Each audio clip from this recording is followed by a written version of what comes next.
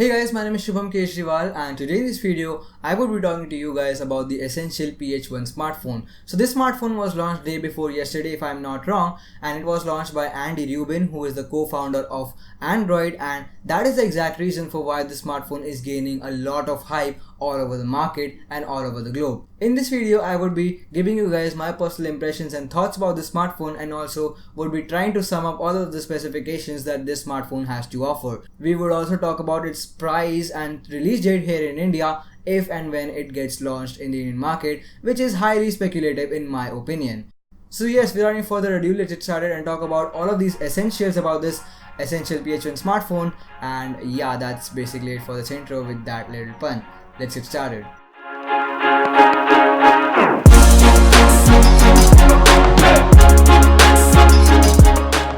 First of all, let's talk about the overall specifications of this smartphone. So on par, it comes with a 4GB RAM and 128GB of internal storage, the ROM, which is not expandable by the way, and alongside of it, it also comes with Snapdragon 835 processor for the hardware. So definitely, according to me, the hardware seems really very interesting and seems very appealing, and for the fact that this device doesn't have a 6GB of RAM and is just having 4GB of RAM, I'm really very happy about it. So yeah, this smartphone, the Essential PH1 smartphone, up till the hardware point comes up to my expectation and has the perfect hardware that I want from a flagship smartphone to be having. Other than that, where I get disappointed is the battery life. This smartphone just comes with 3050 mAh of battery or maybe even less, and that is definitely not acceptable because smartphones these days, even the flagships, come with at least 3300 mAh of battery, and in this era this smartphone comes with just 3000 mAh of battery, give or take, and that's definitely not acceptable. Other than that, what is even more ridiculous about it is the fact that this device also comes with a 2K resolution display. So again, having a 2K resolution display on this smartphone isn't that bad of a deal. Of course,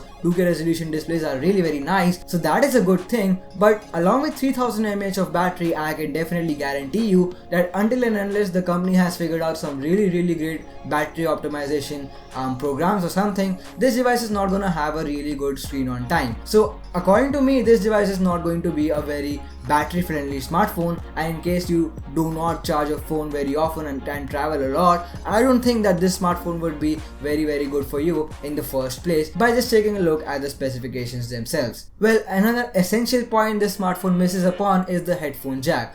Yeah, this smartphone doesn't come with a headphone jack, and I'm really very pissed off at the company for this decision. See, again, USB Type-C definitely has better audio compared to 3.5mm headphone jack. I have seen that with the Loy Cooler 2, I have seen that with other smartphones too, and definitely I agree upon that fact. But again, when you are traveling, when you are just moving out of your house, you cannot always carry that dongle to convert the 3.5mm headphone jack to the USB Type-C or vice versa, and that definitely gets a little bit messed up, honestly. So yeah, in my opinion, you have to provide USB Type-C audio. Definitely go with that. Provide USB Type-C earphones inside of the box. No one is stopping you from doing that. But just provide a headphone jack. And in your case, you don't even have an excuse for not providing a headphone jack. See, when I talk about this, I'm comparing it to the Mi 6. The Mi 6 didn't have a headphone jack either, and I'm really pissed off at Xiaomi for that decision. But they gave the consumers a reason, and that was that device didn't have a headphone jack because they wanted to improve the battery life of that smartphone,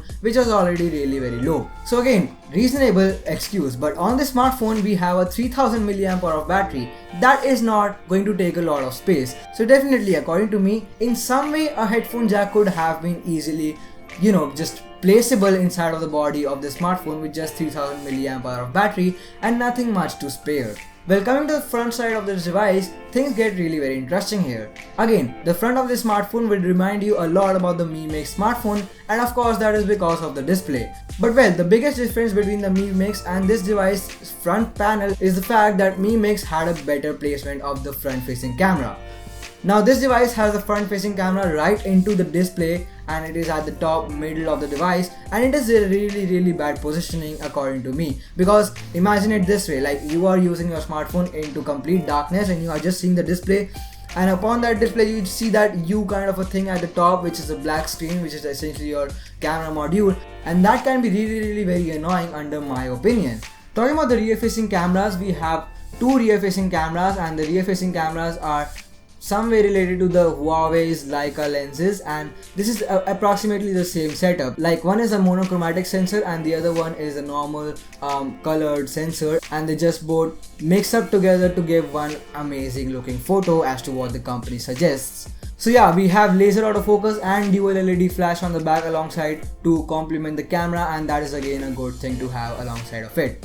Nothing again can be said much about the camera right now, but what is again very interesting on the back side of this device alongside of the cameras is the fact that this device also comes with 2 magnetic pins, and this is for the modularity of the smartphone. So this smartphone is supposedly gonna have a lot of modular modules at the back of it, and one such module that the company showed off was the 360 camera module.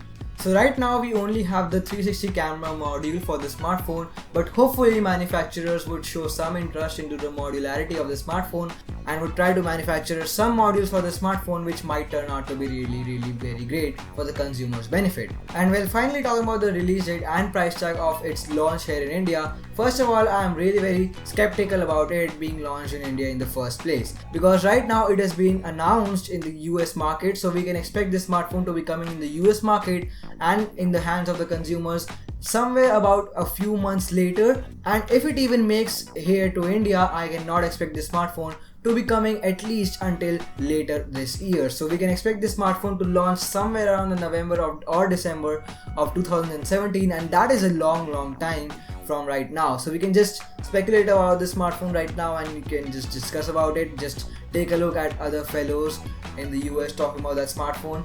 And for India, we definitely are not gonna have that smartphone until later of this year.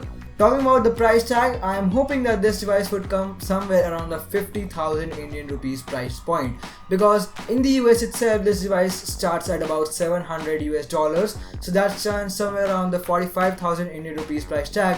And in India, including all of that taxes that Indian government puts up and everything around that, I can definitely expect that 5,000 rupees more can be expected from the manufacturers to be taking from the Indian market. So definitely this is not going to be a cheap smartphone. This is going to be straight in the flagship line alongside of the Samsung Galaxy S8 and the iPhone 8 and the 8 Plus potentially. But well, yeah, that is basically it for me on this channel for right now. Thank you so much for watching. My name is Shubham Kejriwal, and hopefully we catch you guys in the next video.